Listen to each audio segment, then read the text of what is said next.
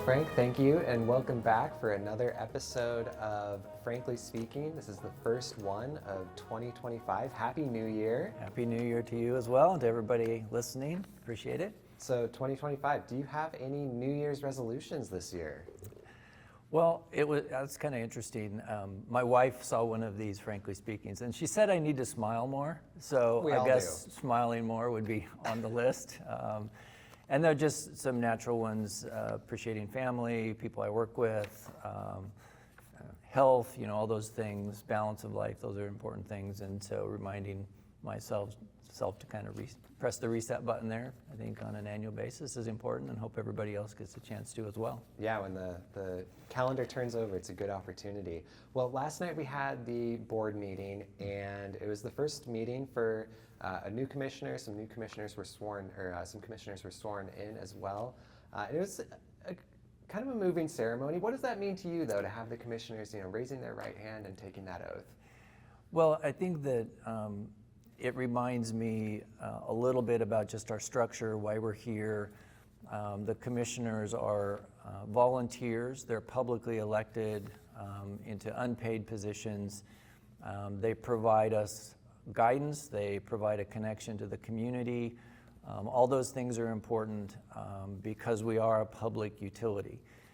And so within that model also, there's a lot of delegated authority through the general manager to the organization. And so they generally do things like approve budgets and strategic plans and direction and certain levels of procurement. But they also trust the organization to operate well and support our customers. And so it's an important part of that process, and going through this every 2 years. So every 2 years there's either 2 commissioners or 3 commissioners that are either new or re-elected. And so last night we had 2 that were re-elected and then 1 new one. So it's a good reminder that that's what they're here for, and kind of celebrate that. Yeah. Well, and speaking of, these are new commissioners, they're, a new slate to sworn in. It's also time for setting annual goals, so maybe we can dig into some of the annual goals. Sure. The board approved 7 of them last night, and if it's all right, we'll focus on a few that are kind of newer and probably of interest to folks at the organization. Yeah, we really have a combination of different types of goals. Like you said, there's 7 in total. The board talked about potentially adding an 8th, and I'll talk about that in a minute. The first goal really is about operations. I think we recognize the importance of our daily operations, the fact that we provide 24/7, 365 services, electricity, water, customer information, the flow, as we call it, very responsive part of our organization. And so ensuring that we have a goal about being efficient and effective with that part of what we do is really the baseline. It's what customers care about: reliability, affordability, and those types of things. So it's important to have and recognize that as an annual goal. Within that goal this year, we want to do some benchmarking to ensure that what we mean by effective is well understood. Whether those are reliability metrics or safety metrics, things associated with the regulatory environment, operationalizing our new customer system is part of that. So tracking large projects. So operating well is an important part of it. And then another goal that's related to both resiliency and operations has to do with our workforce, and making sure that we have bench strength in some really pretty critical positions, and also continuing to look at the environment that we have for our employees. Whether you call that the dynamic workforce model, or you just look at how we provide services to each other, coordinate and align across the utility, is something we want to continue to look at. So those are very much oriented toward our daily operations. We also have some that are associated with some longer term objectives, some strategic objectives. We have some pretty significant contract work coming up. The Bonneville Power Administration contract is a big one. They're expecting us to make a decision on which options we want to take with Bonneville, roughly middle of 2025, sign the $200 plus page contract by the end of the year. Approximate 20-year value of that is approaching $3 billion. And so that's going to take a lot of work to prepare for that decision. Yeah, and for viewers, if you want more information on that, we talked about it in episode 3, which was our December episode, frankly speaking. Yeah. We also wanted to do some things that might start to leverage our new customer system. Again, there's a part of our population that we serve that is financially challenged. We want to have and take a look at how effective and the reach associated with our customer care program. So we want to evaluate that in combination with looking at a prepay option. And for those that are wondering why we would do a prepay option, when people have limited financial resources, potentially being able to pay $25 at a time, not putting a large deposit down, it really could help a part of our population that is struggling financially day in and day out. And so leveraging the new system, providing some new value there, targeting a part of our population that we think needs our help, in combination with doing rate design, which is another one of our goals, is to start to take a look at how we form our rates. We definitely want to transition to creating rates that will incentivize certain kinds of behavior that are beneficial to everybody. And so that's going to be a transition. And so those two goals are kind of related. And again, we talked more about the rate design in our first episode back in October. So all this stuff ties together at some point, doesn't it? Together. Yeah, I think the couple of the other things, one of the things that made this first season of the EWEB Enterprise Solutions EES process so successful was all the preparation that we did. A lot of mapping out of processes, coordination across the utility on both the financial side and the customer side. We also need to do that as we prepare to implement asset management and field services management or field work management. So a lot of 2025 on the asset front will be around creating asset management plans. How are we going to manage the $1.4 billion worth of assets that we are stewards of, so that when we do go to build a system in 2026 and 2027, we have a good basis for its scope. And so if you think about the success that you see in other areas of enterprise systems, it's because you're prepared for it, and a lot of this is about preparing for that. And then the last goal has to do with some of the work we do in the environmental space. We've had both an environmental policy and a climate change policy as directed by the board. Both of those actually sort of originated a long time ago, and I say a long time ago, probably 15 years ago.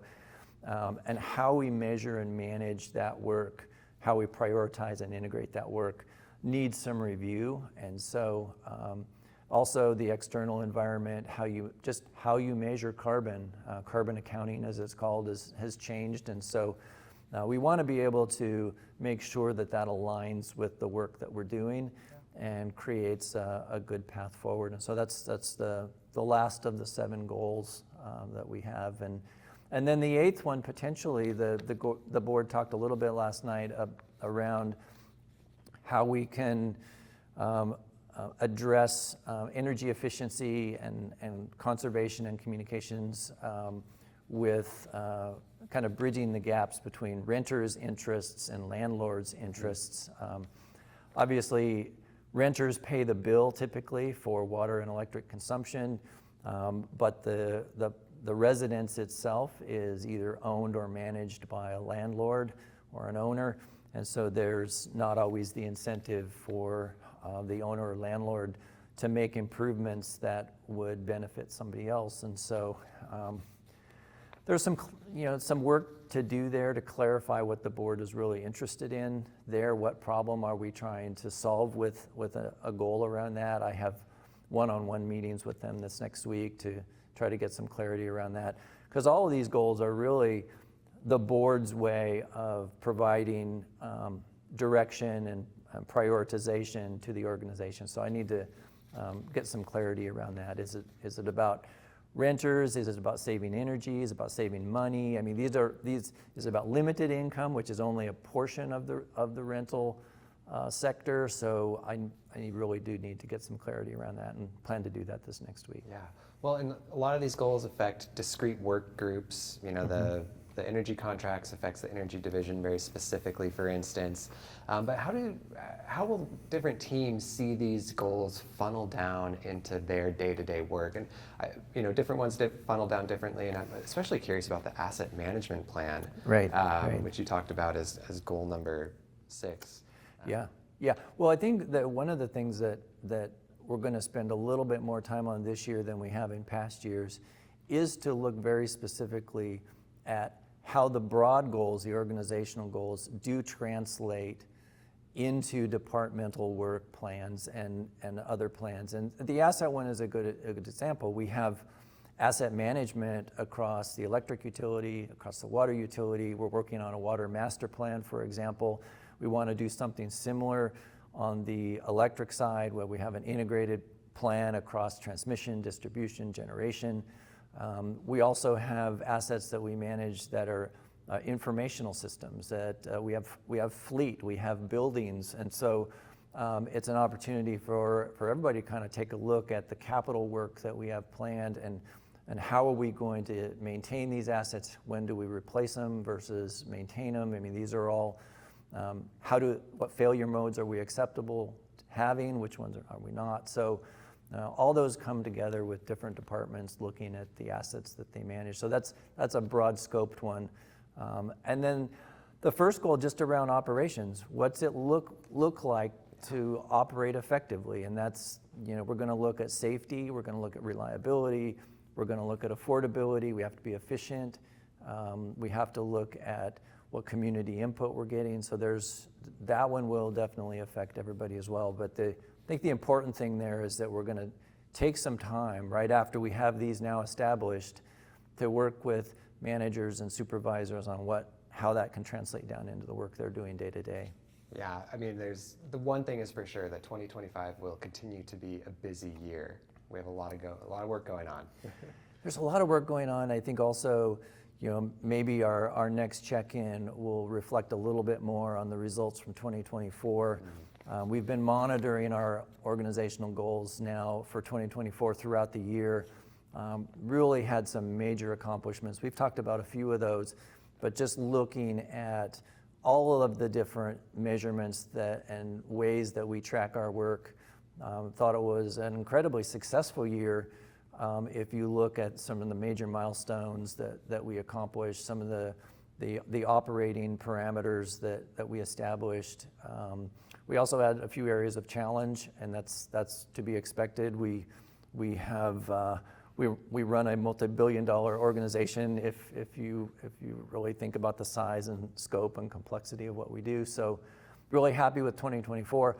Also recognize 2025 is going to be a continued busy year with some major decisions and major work going on across the organization, including some of the asset-based work. We're talking about base level reservoirs still, substations still, transmission, both water and electric. I mean, you just pump stations. You get down into it, potentially making further progress on the permitting and land use sides of our Willamette treatment plant. I mean, these are sort of major generational type projects. So yes, there's a lot to do.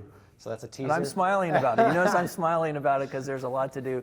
I'd rather have, and I know people are sometimes on both ends of this spectrum. It's way more fun and it's more rewarding to have a lot to do, and we'll definitely have to manage that than it is to not have enough to do. That's a whole different problem. Well, we have a dozen teasers for all the future episodes of Frankly Speaking, so thank you for coming back on the show, and we'll see you again next month. Yeah. Welcome to 2025, and we'll continue to provide these updates. Thanks for the talk. Thank you.